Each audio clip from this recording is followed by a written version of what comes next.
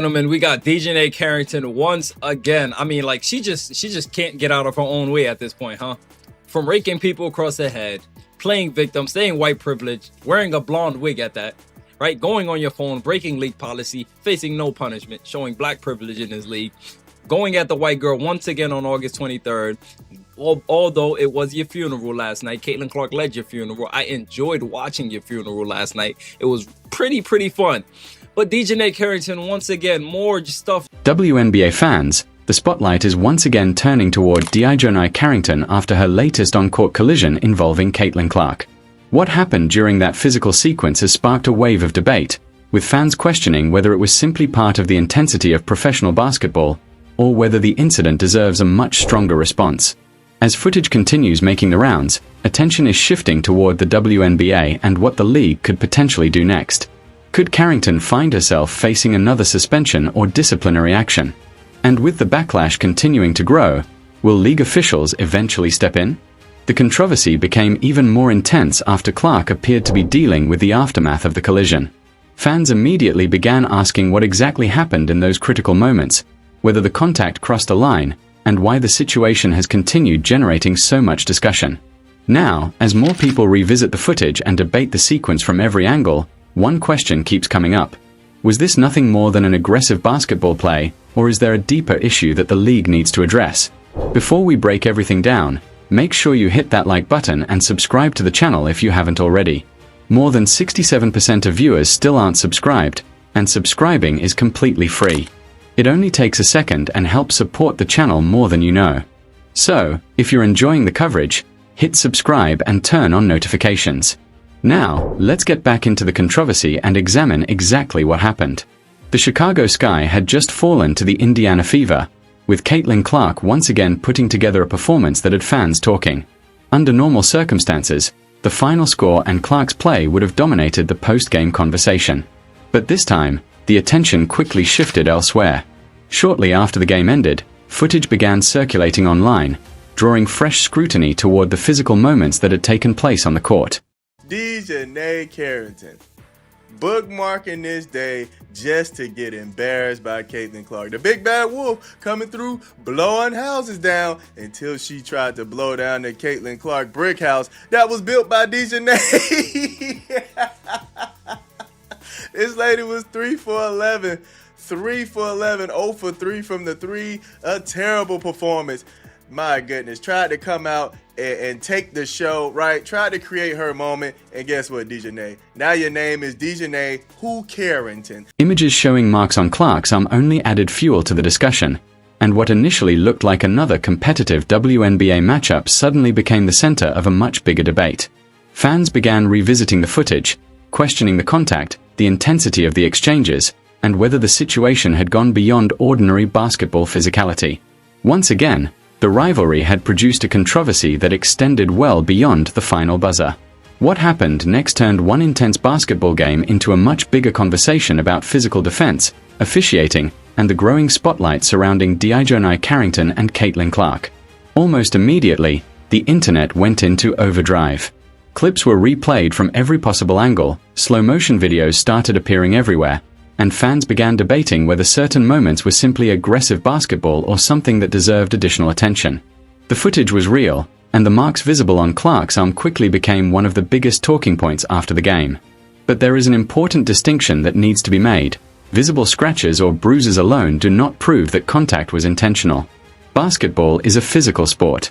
Players battle for position, arms get tangled, defenders... Like, why is always got to be something with the same repeated offenders, man? Like, it's always like the less talented out of the group, right? The less talented ones always focus on everything but basketball. The ones that's talented, you know what they focus on? Putting the ball in the hoop. The ones that's less focused, that's less talented, you know what they focus on? They make contact, and occasionally someone walks off the court looking like they just lost an argument with a particularly aggressive house cat. That context matters even more because Clark and Carrington have already been involved in several highly discussed moments. As a result, every new encounter between them receives an enormous amount of attention. Fans aren't simply watching the play anymore, they're watching the history surrounding the players. When Indiana and Chicago met again, another physical sequence involving Clark and Carrington immediately caught viewers' attention. Once the game ended and footage began circulating, fans started pointing toward apparent grabbing, holding, and contact that they believed should have resulted in additional whistles. The real question isn't simply whether Carrington played physically. Of course she did. She's a professional defender competing at the highest level. The more complicated issue is whether officials are consistently identifying the difference between legal physical defense and contact that crosses the line. That's where frustration begins. When fans believe similar plays are handled differently from one possession to another, every missed whistle becomes ammunition for another argument about officiating. Supporters of Clark see excessive contact and wonder why play wasn't stopped, while others argue that physicality is simply part of the game. Meanwhile, Clark appeared to answer the controversy in the most effective way possible, by dominating the scoreboard. Kelsey Mitchell erupted for 30 points, while Clark finished Indiana's 113-90 victory with 37 points, 10 assists, and a career-high 8 three-pointers. The performance wasn't merely impressive, it became another statement in an increasingly competitive rivalry. Indiana also eliminated Chicago from playoff contention with the victory, adding another layer to an already heated matchup. So while the post-game conversation focused heavily on the physical moments and the marks on Clark's arm, the final scoreboard told a much simpler story. Indiana won decisively, Clark delivered one of the biggest performances of the night, and the controversy only became louder after the final buzzer. And that's exactly why this rivalry continues to attract so much attention. The basketball is intense, the personalities are highly scrutinized, and every physical sequence seems capable of becoming the next major WNBA debate. Let's start with the moment that had everyone talking. The tension was already obvious, and another physical exchange between DiJonai Carrington and Caitlin Clark quickly became a major talking point. Some fans believed Carrington was trying to get under Clark's skin, while others saw it as nothing more than competitive defense and emotions boiling over. Then came the confrontation with the officials. The body language, the reactions, and the frustration were enough to turn one possession into another viral clip. And once the footage hit social media, the debate practically exploded. But here's the part that's difficult to overlook. Clark didn't answer the controversy with a long argument. She answered it on the scoreboard. Clark finished the night with 37 points, 10 assists, and 8 three-pointers. That performance gave her a fifth career game with at least 30 points and 10 assists, an extraordinary mark in WNBA history. Whatever anyone thought about the physical exchanges, the production was impossible to ignore.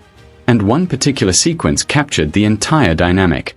Carrington was applying pressure, Clark had the ball, and the contact became noticeable enough for officials to stop play.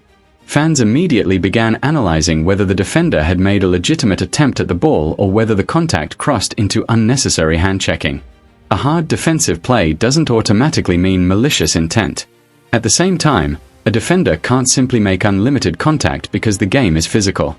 The line between aggressive defense and an illegal advantage is exactly what officials are expected to judge.